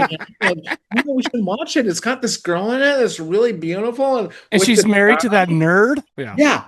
Who I still don't know what the fuck he does. I don't know what the fuck he does. Anything about him. Anyway, whatever. Um, maybe he's a producer, like music. Bro, I'm looking at his picture and I'm like, if McLovin got 10 years older than he was in the movie, got some glasses on. There, boom, like hottest guy in the world. He's got like a sample machine and like he can beatbox and like he has a Casio and he's like, I could make motherfuckers famous. He's like Selena Gomez's fucking douchey fucking boyfriend. That guy's a fucking piece of shit. I don't know who he is either. So, Okay, so you're in LA, so you know more of this shit, man. I don't know anything, dude. I only know where the hot wives of Mormon lives or whatever that is they live. I don't even know them at all. I saw a billboard and there was like probably 3 bangable like hot lives of Mormon. What is it? Hot? I can't remember. Hot lives of Mormon. Hot Mormon. I don't know. There's a Mormon gene that makes Mormons more attractive. Brother. What? For those listening, I just pointed to my own face. Did you just bring the veil down? I'm just like, brother, there's a Mormon gene. Your hand through the veil. Have you seen this? I'm 50 years old. Can you believe it? Look at this shit. Yeah, am I doing the substance? Who fucking knows? Yeah. No, dude, I used to have to go get a pass to go to the Mormon dances. I had to say, like, I'm thinking about converting, dude, because that's where all the hot girls are at, man. I don't blame you at all, by the way. All right. And then if she doesn't like you, she's got like 7 sisters that are just as hot. So, boom. Yeah, but it's funny because my wife has a sister that looks just like her, but she's a huge C word. Anyway, good luck with that. Yeah, so you ended up with the good one. Okay, so anyway, so this like other chick just shows up who's like 18 and like has to go through the whole hiring process, which on top of everything else is completely ridiculous and unfathomable. To replace Elizabeth Sparkle. To replace Elizabeth Sparkle, because that's when she decided she was going to call the number when she saw that they were putting the ad out. Right. So then the question that popped into my head was, oh, they must share like a consciousness. Exactly. Okay. Right? Thinking this. Brother, are we the same dude to watch this movie? Oh my gosh. Going and you go, wait, maybe they don't. I don't understand what the fuck's happening here.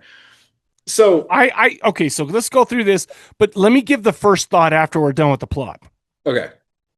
I can't believe we're still doing the plot. Okay, so she gets the job because she's just so damn cute. She is cute. And like Dennis Quaid's like, I'm gonna have this. Oh, and by the way, there was a scene where Dennis Quaid had to eat like seafood. Oh, like shrimp. And it was grossed me out. I was this the whole time. I'm like, nope. Yeah, I can watch all the gore in the world, but watching Dennis Quaid up close. And not only that, he would dip it in like melted butter. Like non-melted all the way. Gross me out. Dude, if there's I could watch body horror more than I could watch motherfuckers eat. Yes. Taking me out to dinner somewhere is a fucking nightmare because I'm like this. I'm like putting napkins, I'm like taping napkins on my forehead around my head here so I could just What the people don't understand though is it still goes out from his eyeballs. It doesn't get in his eyes because his fucking eyebrows are so bushy. So yeah, so he's fine. It just don't get in his eyes. Awful.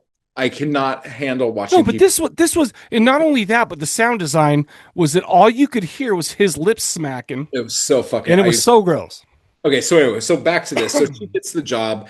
She's going and she's like dancing. The show's really new and hot and fresh, and she looks amazing. The dancers are amazing. Super sexualized. Yeah, compared to Elizabeth Sparkle. She has like this chicken bone coming out of her asshole and her belly button and shit. And then she's like, and she wakes up and she's like, oh my God, it was just a dream. Yeah. Oh, but here's the whole plot. Like they can only do this for 7 days at a time. Yes. Why? Who fucking cares? That's what. Twice. It's like, why it's called so I looked it up. It's called a MacGuffin. I guess it's not really a MacGuffin. I don't know. Okay, so I don't know what that means. I don't know what that means. I got busted. I don't know what a MacGuffin is exactly, except for something to move along the plot, right? But the thing is, I'm like, it doesn't move along the plot. But I mean, and I'm sitting here going, okay, 7 days on, 7 days off. But okay, cool, too. Great, that's amazing. But why? Wait, what is the other thing? There's the MacGuffin, and then there's the. You're the movie maker. I'm just some asshole. There's another like the briefcase in Pulp Fiction.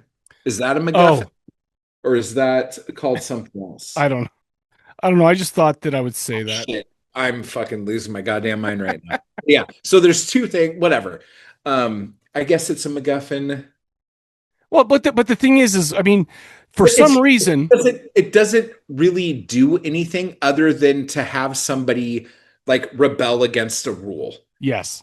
So it's like, here's the only rule, don't break it. And so you're like, oh, okay, so These arbitrary rules, this 7 days on, 7 days off.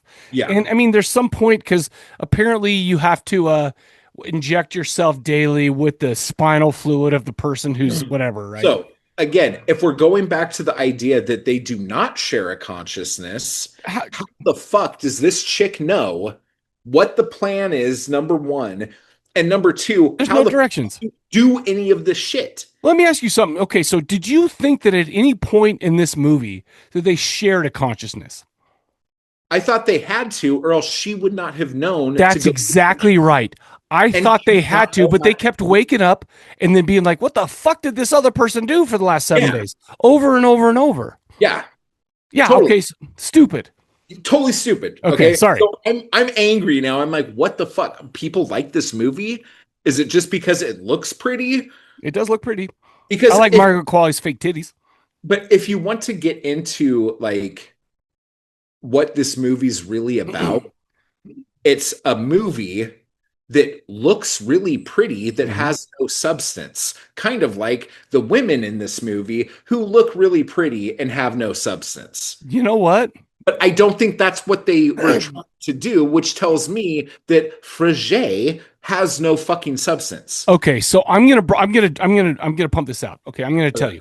So as I'm reading, I'm doing some. Okay, so basically, let's just finish up the plot real quick. They go back and forth. They don't respect the 7 days on, 7 days off, and the bitch turns into a monster. Okay, and then all shit hits the fan. Right? Okay, now we're done with the plot. Worse. Okay, so here's the thing. Here's the first thing that sucks about this movie. I read about this, and Fargeat was like, listen, I'm not trying to give her a hard time, right? But she made a movie and like was talking about how, you know, she was getting into her 40s, so she understands what it's like to be looked over for her age, to do this and that. And I'm just like, wait. I don't hate to say this, but I kind of hate that this happened. This movie fails on the one thing it's trying to illustrate. Yes. There is absolutely no fucking reason to switch. None at all.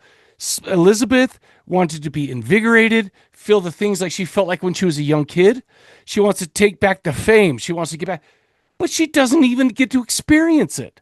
This is not a thing. This is a different person. And then these two people kind of fight at each other like it's a kind of like a mother daughter. Mother daughter movie. I just said that. Yeah. That's crazy. Yeah. It's like, and there's no reason to switch. And the thing is so I'm like, okay, cool. So we get more into the story, right? And it's like, and I was having questions. I'm like, when does this end? How often do you have to do it? Is this going to be your life for the rest of your life? What if the company goes out of business? What if, you no longer think, but they're like, oh, by the way, you can terminate this at any time. Yeah. And I'm thinking to myself, why would you ever do it twice? Because for the first 7 days, when this beautiful younger person comes out, you don't get to experience it. Why would you want to ever be asleep for 7 days again? Like, why? That's the whole premise of the movie. Why would you do it? Because it's not even vanity, it's legacy. And not even legacy because no one knows it's her kid. No. Because that's another thing, that if they would have done something to where she's like, hey, I want you to say you're my kid and like use my name and do this thing. No, you're just Sue. Yes. Like, boom. She's like, oh, my mom used to watch Elizabeth Sparkle a long time ago. So I guess that in that way, no. Elizabeth Sparkle's in there with a bad finger because you needed to bang a dude and steal like 3 hours off the 7 days thing, right? Yeah. And it's like, but that's how it ends up. It's like Sue keeps taking advantage. She even gets to a point where she's like, I'm going to suck all the spinal fluid out you. Yeah. I'm going to save it in jars. Yeah. But it's like, why would you do that? You know what pisses me off too? Sorry, I'm going off. Remember, she goes to the diner by herself when she just got that fucked up finger, right? And she sees that old dude that was the weird looking handsome dude. Yeah. Yes, with the body, what do you call it? The whatever. And he's like, he's just talking shit. It's like, he doesn't like it either. Yeah. He's like, it gets so lonely. this is the worst. Why would you tell her to do it? What do you, I mean, are you hateful? What is it going on? But there's one point in this movie that really irritated me. So she looks like Gollum. Okay. And she's just like, you know what? I'm going to terminate it. I'm going to terminate it. We're done. Okay. Because it's too far gone, whatever. But the thing is, you still have your life. You still have your consciousness. You still have whatever. But she can't do it. Why? Why can't she do it? And not only that, if she puts like 90% of the black goo in this girl's heart. So why didn't it work? Why didn't it work? And then on top of that, why is like this old woman who could barely move at all suddenly able to like run around and fucking body fight and all this other fucking shit? Because she had this fucked up knee and all this stuff, right? Yeah. No, but let me tell you something. You cannot question that because this is a feminist movie. Okay. Bullshit. I just, brother, like, I don't know. What makes this feminist? It paints both of these women as horrible people. There is no one likable in this entire fucking movie. Okay, so I'm going to break it down to you. Here's why it's feminist, okay? Okay. No one in this movie is like Elizabeth Sparkle's not a good person.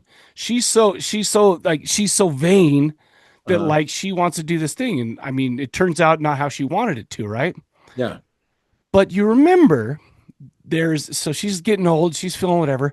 Do you remember the time when she meets this guy named Fred? Yeah. And she's like, by the way, Fred, you're an ugly motherfucker. But now that I'm ugly and worn out and whatever, you know what? I might be ready to date you. Because you think I'm beautiful. Yes. Yeah. But it's like, so it's like everybody's supposed to feel sorry for Elizabeth Sparkle. But what about motherfucking Fred? Yeah. She stood him up. It's like, because of her psychosis. Dude, this won tons of awards too. Festival awards. Yes. But here's the thing. Anytime a beautiful actress makes herself ugly for a part, she wins an award. Nicole Kidman did it. Yeah. Charlize Theron did it. Like, you could go down a list of like people who had to look ugly for a part. That makes sense. Award. You know, and the thing is too, they didn't just make her look ugly when she was a monster. I mean, the lighting, the angles, even when it was just Demi Moore, you know, so it was really showing the wrinkles, stuff like that. Yeah. And I get that, right? I mean, it's so courageous, right? I mean, I don't know. You people are from California. I don't know. I don't understand. Whatever. It is what it is. But then, like, so as the plot goes, like as soon as Sue realizes she's out of spine juice and she's not going to be able to make it because like her teeth are falling out and shit. Right. She's like, oh, I'm going to like inject myself with the activation shit and I'm going to make somebody. Why? Because you're not going to be able to fucking experience any of this. That's the whole point of the movie, and it is moot. It's a moot point. But how do you know that the thing that's going to come out of you is going to want to go to the fucking like ball drop? Like, you don't know because you don't share a conscious. Are you going to leave a fucking post? Hey, by the way, that was my biggest problem with this movie. It's like it would have made sense if they shared a consciousness. It would have made sense if if like Sue and Elizabeth like were working together, you know, because it's like because they're like, oh, you're one. I mean, yeah, you're one because you're based in this fucked up like situation, but you hate each other. Yeah, kind of, you know. And it's like, so I thought that was going to be the whole point of the movie. I mean, we would actually learn a lesson instead of everybody's a piece of shit. And it's like, we're going to go, but as a B movie, if you can get rid of the feminism, if you can get rid of the message, if you can get rid of all that stuff, shit, man, that monster was cool as shit. Okay, I'm not even saying get rid of the feminism. I'm saying bring the feminism. Where is it? No, there's none. Well, but no. Okay, so that's a good point because it's like that's what Fargeat said, and she was going for. But I don't get it because for feminism that means that that females need to overcome some hard thing. No, she was just a kind of a bitch. Everyone was, even Elizabeth Sparkle. Yeah, it's like it's in the whole like scheme of things. She's 50, which by the way is young, very young, and. You can still be handsome at 50. But the point is she's made this life full of nothing since she has nothing at 50 and she has no legacy. She has no whatever. So she's trying to make something from nothing. Anyway, I'm not trying to like get into and look too far into it. I feel like there was a lot of symbolism in this though that I didn't kind of understand. But there's a lot of beautiful parts, like a lot of shots, like, things that. One of the things that was great, like when you see like when she first walks down the hallway, there's like posters down the entire long hallway, Yeah. and then when Sue gets there, all those are gone, but there's just one Sue poster. Right. That was awesome. Like there's so many really cool shots and like storytelling things. But then once this new monster, like I can't remember what the title screen said, it was like monster fucker. It was Monster Elizasu or something. So fucking monster. It's like I'm like you couldn't come up with a better. I feel like this is kind of a joke on us. Ever, to be honest with you. Well, yeah, it's a joke on anyone who gave them money. But anyway, so like, this goes to this whole fucking thing, and like it's just horrific. And if you've seen Dead Alive or fucking Evil Dead, like you know what the ending of this is going to be, and like fucking whatever. Let me propose to you something. Okay. Let's say Lloyd Kaufman made this movie, okay, and you take away all There'd be a lot more dick in this movie. Yeah, he loves the dick. Who doesn't? But the thing is, so at the end you have this giant monster. You have a blood sprinkler. You have all these Hollywood elites who are getting fucked up, right? Wait, do people say Hollywood elites in LA, or is that just from the flyover states? I think the flyovers. Yeah. Okay. So all you Hollywood elites, right there, you're getting sprayed on all this stuff, and it's like, yeah, that's fun as shit. That was cool. Oh my gosh, look how gross this is. Look at this. And the story doesn't make sense. Who gives a shit? Lloyd Kaufman made this, right? For $10,000, you know. But to read about it and be like, this woman was trying to make all these points, I'm like, oh my gosh. And then like Demi Moore's face falls off of this thing's fucking armpit. Yes. And falls to her fucking star on the Walk of Fame. Like, who fucking cares? Like, like just end this fucking movie already. Dude. You know what? I'm not gonna lie to you. I was watching this coming up with all this shit, and I'm like, man, did he choose this because he loves this movie? Because I fucking hope not, because I'm gonna light his world on fire. So no, this movie made no sense. And then my fucking girl, like her biggest bitch with this whole movie, like during the Monsterzilla whatever thing, she's like, I don't think that woman should have stood up and said, ew, it's a monster. Oh my hell. Like, that's really just that. Did that even really happen? Who knows? But even really if it did, that really bothers me. She shouldn't have said that.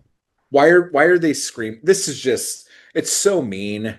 Brother, I'm just going to be quiet because I'm not trying to say anything. But oh my, what the shit. She watched the whole movie, I assume, from start to that point, and then that was her big beef? That was her big beef. And because I watched it with a Gen Z person, a movie that probably is like an hour and 45 minutes took us 6 hours to watch. Oh, no, this was two and some hours. It's to like go do something and like go like, but wait, here, pause it. I want to show you this thing on my phone. Like, and look at these fat cats. I love fat cats. Yeah, I get that. Oh my God. It was so unnerving. But yeah, so the whole GLP-1 injections. Yes. And then we have fucking substance injections. Whatever. It's like The Stuff. It's not. Who fucking cares? I think The Stuff's more of a feminist movie than this because the girl didn't have a bra on. You saw them itty bitty titty committee poppers out. Yeah. Bring them. Did you hear that, by the way? Yeah, I did. I just want to make sure I couldn't hear I couldn't hear one I didn't hear. Oh, I couldn't hear the ice cream machine that you were complaining about earlier. I just want to make sure that you heard my my audio rendition of nipples popping. I heard you pop. All right, man. Anything that makes my hands look big. So that's a good point. Yeah. I don't know, man. So you know what's so funny is I have like a ton of give me all the notes, dude. Like, okay, so I mean, I'm just gonna give you notes, but I feel like I purged my heart, my soul. Throat, it's like my chest. I'm like fucking yelling this whole time. Because it's like I read all the red stuff, right? And it's like, oh my gosh. It's good, but I mean, there's a couple things I wanted to mention that are we sure that Jess Franco's cinematographer didn't come in and he wasn't running it because it all started on like the butt crotch on the thing and then it Oh, panned out stuff like that, which is like I so liked it was fine, cool. no, like, but that's the whole thing. Like, is this like a feminist satire? Like, we're going to show you all this gross shit from the male gaze.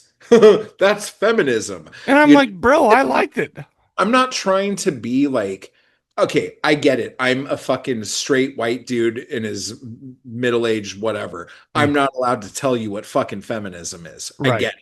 But like, if you're gonna fucking say that this is a feminist movie, the message needs to be clear, or else you're just being like deceptive for I Right. don't understand why. You know, Just maybe that's it.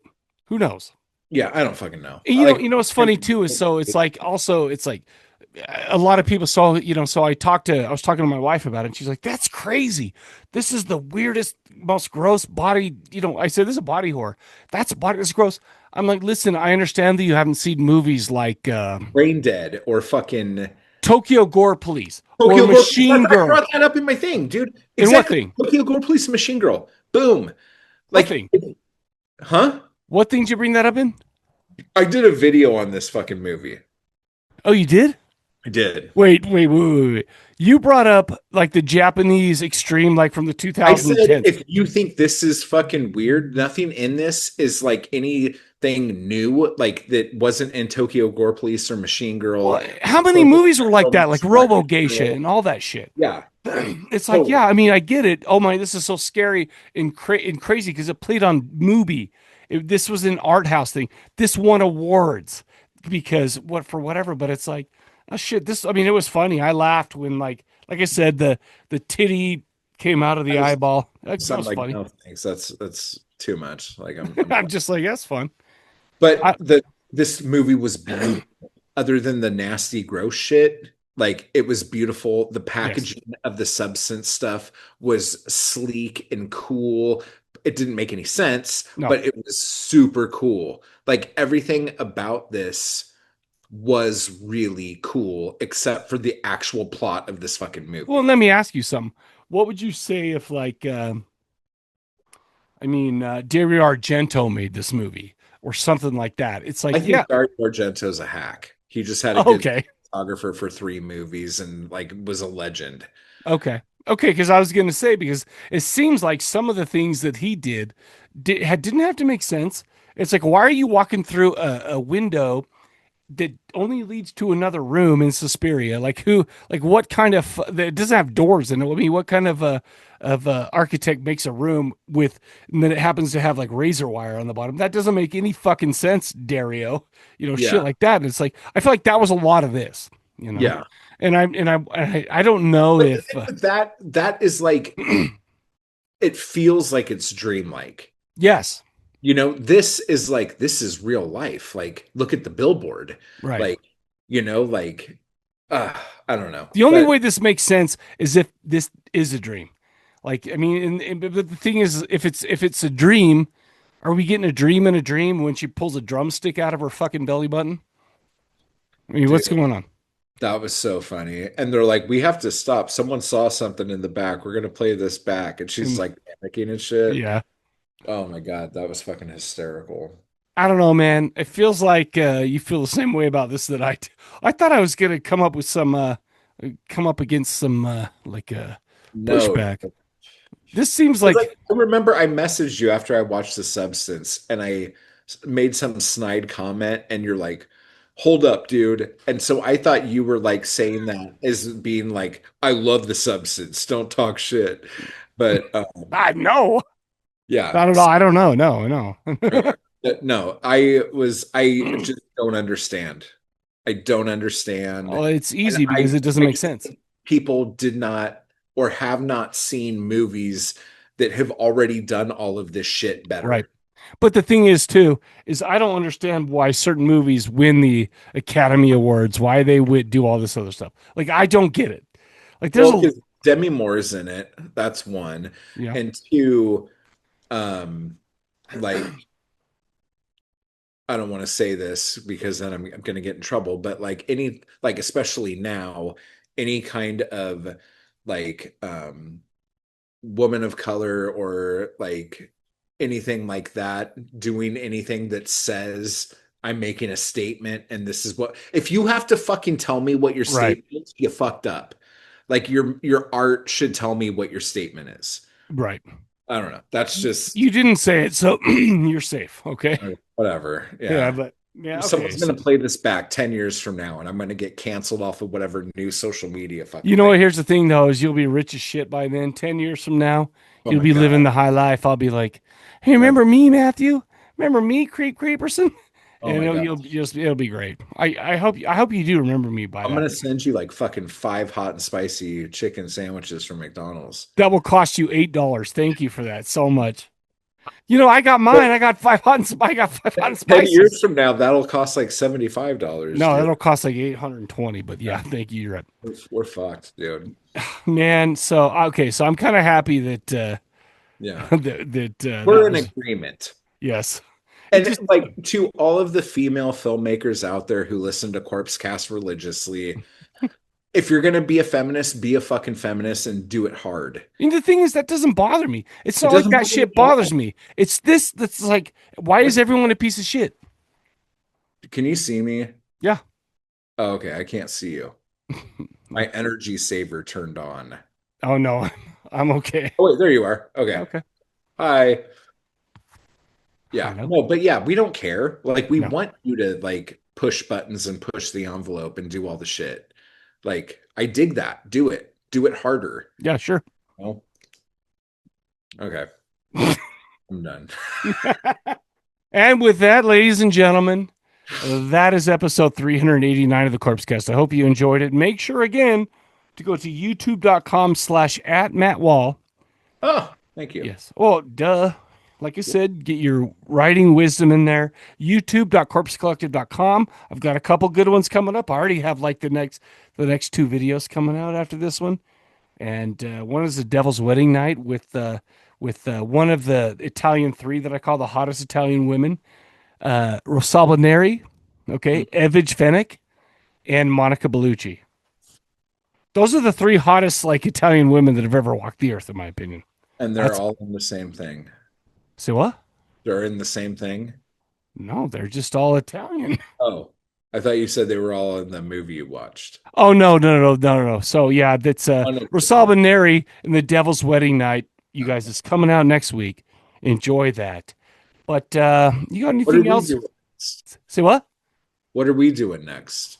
So that's the thing. I told the people, like, tomorrow, I pulled the curtain back, and I'll be like, bro, I just put this together. What are we doing next? And then that's what we talk about tomorrow. I was thinking, and if you don't like this, you don't have to do it. But I haven't done a Jean Rollin movie or Jean Rollin episode. Yeah.